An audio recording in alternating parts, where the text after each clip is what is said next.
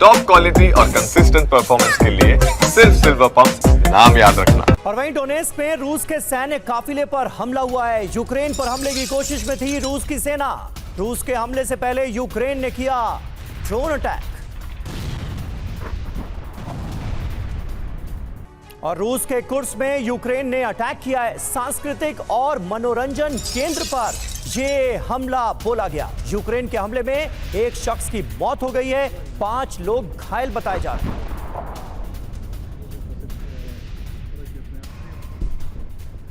और देखिए, रूस को लेकर इस बीच नाटो महासचिव का बड़ा बयान आया है। रूस के कारण यूरोप में युद्ध के हालात हैं, ये कहा है नाटो ने। रूस को चीन, नॉर्थ कोरिया और ईरान से मदद मिल रही है। नाटो ने इस बात का जिक्र किया है।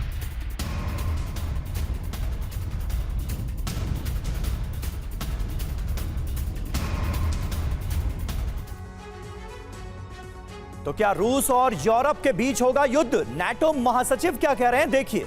यूरोप को जंग में धकेल रहा है रूस। रूस की वजह से यूरोप में तनाव बढ़ रहा है। तेजी से हथियार उत्पादन में रूस जुटा हुआ है। रूस को चीन, नॉर्थ कोरिया और ईरान जैसे देशों का साथ मिल रहा है। रूस और चीन अपनी सैन्य क्षमता बढ़ा रहे हैं। पुतिन के हथियारों से आखिर क्यों डरा नाटो? नाटो से 4 गुना तेजी से हथियार बना रहा है रूस। एक साल में 1500 टैंक, 3000 सैन्य वाहनों का निर्माण हुआ है। एक साल में 200 स्कैंडर मिसाइल उत्पादन की उम्मीद है। 5 साल में नाटो के खिलाफ बड़ी तैयारी में जुटा है रूस।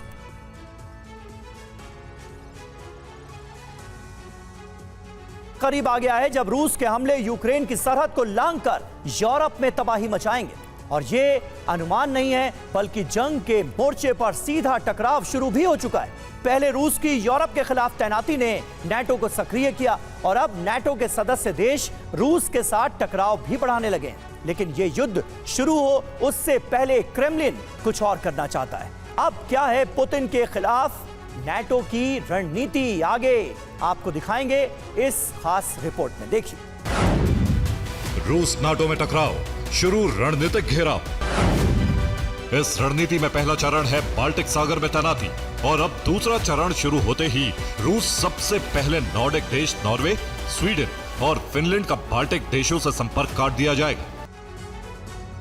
और अहम खबर आ रही है, रूस के दक्षिणी इलाकों पर यूक्रेन ने हमला कर दिया है। यूक्रेन ने हैमर से रूस पर अटैक किया है। फ्रांसीसी हैमर के हमले में रूस को भारी नुकसान हुआ है। ये देखिए तस्वीरें।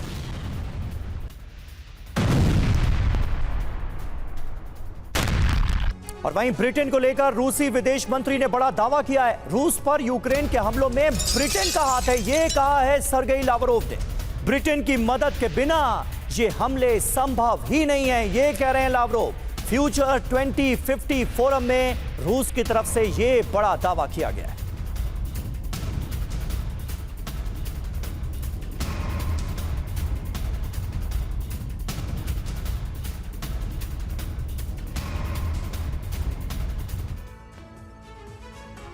और ब्रिटेन की मदद से रूस पर बड़ा हमला करने की बात कही है सर्गेई लावरोव ने, जो कि रूस के विदेश मंत्री हैं।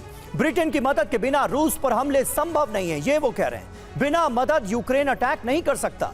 रूस पर हमलों में ब्रिटेन का 100% हाथ है।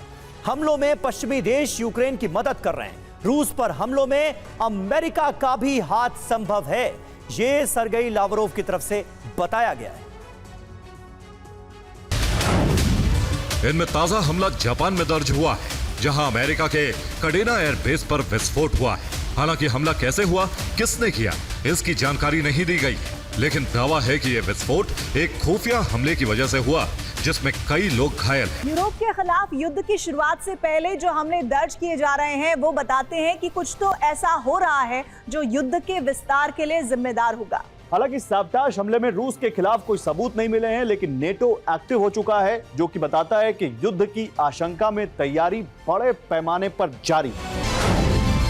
हालांकि इस टकराव में रूस का कोई फाइटर प्लेन्स शामिल नहीं था, इसलिए रूस का टोही विमान AN-30 वापस लौट आए। लेकिन उसका उद्देश्य साफ था कि रूस ने नाटो की तैयारी का जायजा ले लिया है। और यूक्रेन पर यह अब तक का सबसे बड़ा हमला है। अभी अभी कीव पर एक और अटैक हुआ है। रूस ने ड्रोन से ताजा हमलों को अंजाम दिया है और घरों में विस्फोट के बाद किस तरह से आग लग गई है ताजा हमलों में, ये तस्वीरें आप देखिए। रूस की तरफ से अब जो अटैक किए जा रहे हैं उसमें रिहायशी इलाकों को भी निशाना बनाया गया है।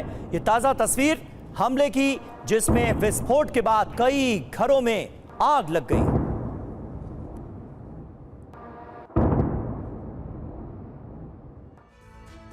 और यूक्रेन की राजधानी कीव पर लंबी दूरी के ड्रोन से हमला किया गया है। रूस ने इस बार हमलों में शाहेद और गेरैन ड्रोन का इस्तेमाल किया।